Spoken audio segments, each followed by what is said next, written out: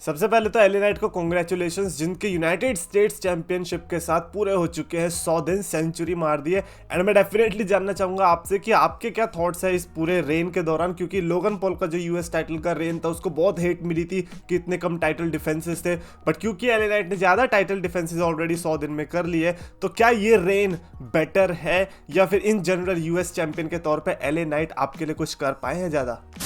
तो gas so much chatters of the world, मैं हूं 3DX आज ऑफ कोर्स मैं देखने को मिलने वाला हूं not your Rohit Pant, because आपको पता ही होगा कि वो सर्जरी के लिए गया है एंड वो बहुत जल्दी आ जाएगा, रिटर्न बहुत जल्दी देखने को मिलेगी, क्योंकि इस बार वाली सर्जरी जो है वो थोड़ी उतनी बड़ी नहीं है, बट ये थोड़ा टाइम तो लगेगा ही, और तब तक के लिए मैं आपको प्रोवाइड करने वाला हूँ सारी की सारी WWE रिलेटेड अपडेट्स, जिसमें सबसे पहले तो मैं सैड वाली अपडेट से शुरू करूंगा, sad but good, and that is John Cena. John Cena की रिसेंटली एक क्लिप आती है WWE की तरफ से जिसमें वो ऑफिशियली कंफर्म करते हैं that he is entering royal rumble. Royal rumble 2024 में वो पार्टिसिपेट करने वाले हैं। Obviously 30 man royal Rumble match के अंदर ही, नंबर कौन सा होगा क्या पता, लेकिन उनकी इतनी इमोशनल वीडियो थी, हमें ऐसा लग गया कि यार क्या ये सही में जॉन सीना का लास्ट मैच होने वाला है, last royal Rumble match of course. और ये स्पेशल इसीलिए भी है क्योंकि ये जो रंबल होने वाली है ऑलरेडी स्टार स्टडीड होने वाली है, क्योंकि हमें यहाँ पे मोस्ट प्रोबेबली रोमन रेंस भी देखने को मिलेंगे,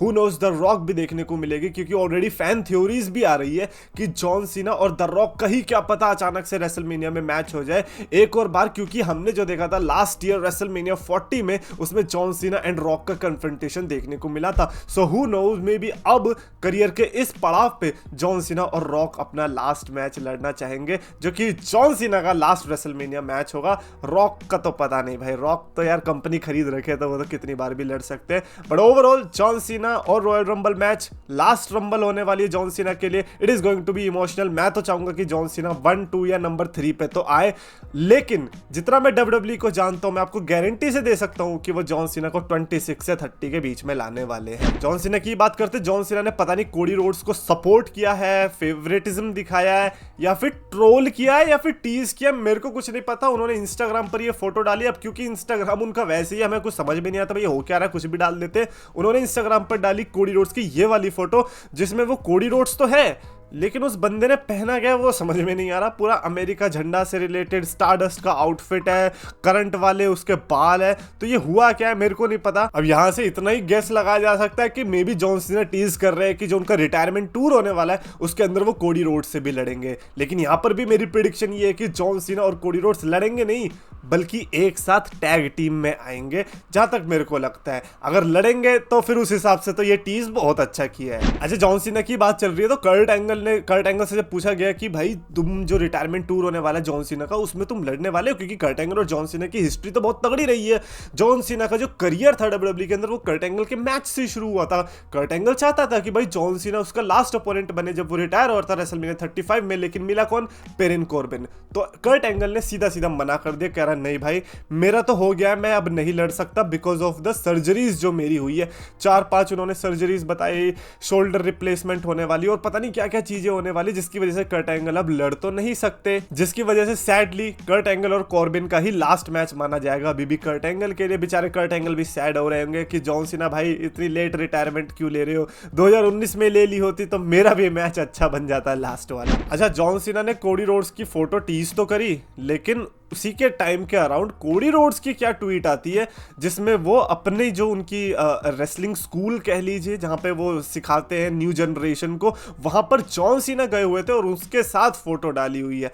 तो हो सकता है कि जॉन सीना का जो वो इंस्टाग्राम पोस्ट था वो यहां से लिंक था कि भाई मैं तो तुम्हारे स्कूल में आया हूं तुम्हारे स्टूडेंट्स को टीच करने, और फिर मैं इंस्टाग्राम पे जाके तुम्हें टीज करने वाला हूं। लेकिन यार ये कितना कमाल का है ना भाई, कोई एक स्कूल है इमेजिन करो और उसमें जॉन सीना जैसा बंदा आ रहा है, तो उनको भी कितना मोटिवेशन मिलता होगा कि हाँ यार हम कुछ कर सकते हैं आगे चल के। लेकिन सुपरस्टार को कुछ करने की मोटिवेशन मिले कैसे जब एक कुत्ता उनसे ज्यादा पैसे कमा रहा है। यस, आज हम बात करने वाले सीएम पंक के डॉग लैरी की, जिसमें रिसेंटली क्या पता चला है कि लैरी ने काफी सारे करंट WWE सुपरस्टार्स और लेजेंड्स को आउटड्रू किया, यानी कि उनसे ज्यादा अपनी मर्चेंडाइज बिकवाई है WWE शॉप पर, जो कि बहुत बड़ी बात है। आप सोच रहे हो अगर मैं एक सुपरस्टार हूं और मेरे को यह पता चलता है कि भाई लैरी जो कि एक कुत्ता है उसने मेरे से ज्यादा टी शर्ट बिकवाई है, तो भाई मेरे को तो बहुत बुरा लगेगा, मैं तो डिमोटिवेट हो जाऊंगा, मैं तो चाहूंगा भाई ट्रिपल एच मुझे निकाल दो कंपनी से, मैं कैसे जीऊं। अब सोच लो ये है सीएम पंक का ऑरा कि भाई सीएम पंक तो बिकवा ही रहा है लेकिन उसका कुत्ता भी बिकवा रहा। भाई ये बहुत क्रेजी स्टैट लगा यार मेरे को। अच्छा रायबैक के बारे में तो आपको पता ही होगा, रायबैक कितना ट्विटर पर उसके जो ओपिनियंस होते हैं वो कितने कंट्रोवर्शियल होते हैं, वो लाइक लोग उससे नफरत करते हैं। बट इस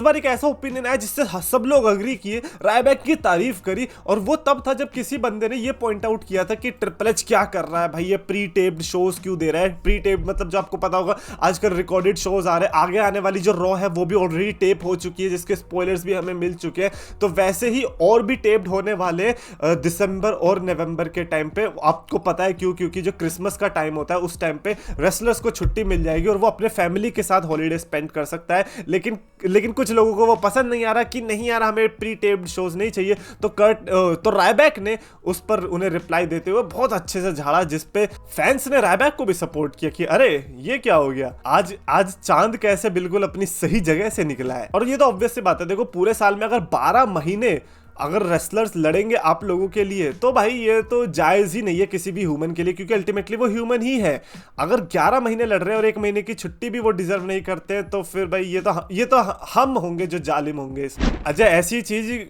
काफी लोगों ने भी बोली जब उन्होंने द रॉक की रिसेंट वाली मूवी देखी कि हम जालिम थे भाई जब हम ये मूवी देखने गए। आपको पता होगा द रॉक की रिसेंटली एक मूवी आई रेड 1 करके, जिसमें जो उनका था कि पहले हफ्ते में अपेरेंटली वो 30 to 35 मिलियन डॉलर कमाने वाली है, विच मींस कि ये मूवी इतनी हिट नहीं गई है क्योंकि इसका जो बजट था वो था 250 मिलियन डॉलर्स का। अब क्योंकि ये मूवी फ्लॉप हो गई है, मतलब वैसे तो फ्लॉप ही कहेंगे इसको क्योंकि फर्स्ट वीक में अगर कोई 35 मिलियन डॉलर कमा रहा है विद 250 मिलियन डॉलर का बजट तो ऑब्वियसली वो फ्लॉप है। तो इस पर लोग कह रहे हैं कि अब क्योंकि इतनी बड़ी फ्लॉप हो गई है तो द रॉक का हमें अब फुल टाइम करियर देखने को मिल ही जाएगा WWE के अंदर, और अगर फुल टाइम भी नहीं तो एटलीस्ट रेसलमेनिया तक तो द रॉक बहुत एक्टिव होने वाले, जहां से हमें यह पता चलता है कि द रॉक या तो जॉन सीना के साथ या रोमन रेंस के साथ या कोडी रोड्स के साथ या इन तीनों के साथ बहुत एक बेहतरीन राइवलरी दे सकती है। और मैं ये कहूंगा कि आना भी चाहिए उन्हें, रॉयल रंबल से लेकर रेसलमेनिया तक तो एटलीस्ट रॉक को फुली प्रेजेंट रहना चाहिए। बताओ यार द रॉक की भी क्या किस्मत आ गई है, जब मूवी फ्लॉप होगी तब वो WWE में रन देने आएगा। यार ये तो फिर हमारी भावनाओं के साथ खिलवाड़ हो रहा है शायद। अच्छा रोमन रेंस ऐसा सुपरस्टार है जो कि अपनी कंपनी यानी कि WWE के अंदर तो ओवर है ही है, दूसरी कंपनी में भी ओवर है। अभी रिसेंटली हुआ क्या, जॉन मॉक्सली का प्रोमो देखने को मिल रहा था हमें ऑल एलीट रेसलिंग डायनामाइट के अंदर, तो उसमें जॉन मॉक्सली जब कुछ तो बात कर रहे थे प्रोमो के दौरान, तो क्योंकि क्राउड बहुत साइलेंट थी, मेरे को समझ में नहीं आया, क्राउड में लोग तो दिख रहे थे बट बहुत साइलेंट थी, तो एक बंदे ने जैसे ही जॉन मॉक्सली ने पॉज लिया तो उसने बोला कि रोमन के पास वापस जाओ और ये इतनी वायरल क्लिप हो गई कि सोशल मीडिया पे ऑल एलीट रेसलिंग डायनामाइट से इकलौती जो चीज ट्रेंड हो रही थी वो यही थी कि किस तरीके से किसी फैन ने जॉन मॉक्सली को ये बोला कि भाई रोमन के पास वापस चले जाओ, जबकि वो खुद डायनामाइट शो देखने आया हुआ है। तो ये दिखाता है कि किस तरीके से अभी भी द शील्ड के रियूनियन के लिए लोग बहुत एक्साइटेड है, और हो भी क्यों ना यार, डीन एम्ब्रोस, रॉलिंस और मॉक्सली को साथ में जब भी देखोगे एक अलग ही मजा आने वाला है। हालांकि मुश्किल है क्योंकि मॉक्सली और ऑल एलीट रेसलिंग का तो कनेक्शन मेरे को लग रहा है जन्मों जन्मों का हो गया है, बट फिर भी अगर कोई मिरेकल होता है तो अच्छा लगेगा देखने में जॉन मॉक्सली को दोबारा से WWE के अंदर। अच्छा केविन ओवेंस रैंडी ऑर्टन लड़ाई तो काफी अच्छी कर रहे हैं, दुश्मनी तो काफी अच्छी हो रही है, लेकिन ये क्या हो रहा है, केविन ओवेंस रैंडी ऑर्टन को अपनी लैम्बोर्गिनी दिखा रहे हैं। चलो यार इस पर तो ज्यादा बात करते नहीं है क्योंकि मतलब यार ये क्या है, तुम रिंग के अंदर आ रहे हो एक दूसरे को भाई भुर्ता बनाने को रेडी हो, लेकिन बाहर जाके तू दिखा रहा और देख रहा है मैंने नई लैम्बोर्गिनी ली है, तेरे को कैसी लगी, मस्त है ना। और शो शुरू होते हैं तेरी ऐसी की तैसी भाई ये होते हैं ट्रू मैन। अच्छा बाय द वे जिला फाटू आपको पता ही होगा है ना, 5th मेंबर हम अज्यूम कर रहे थे बट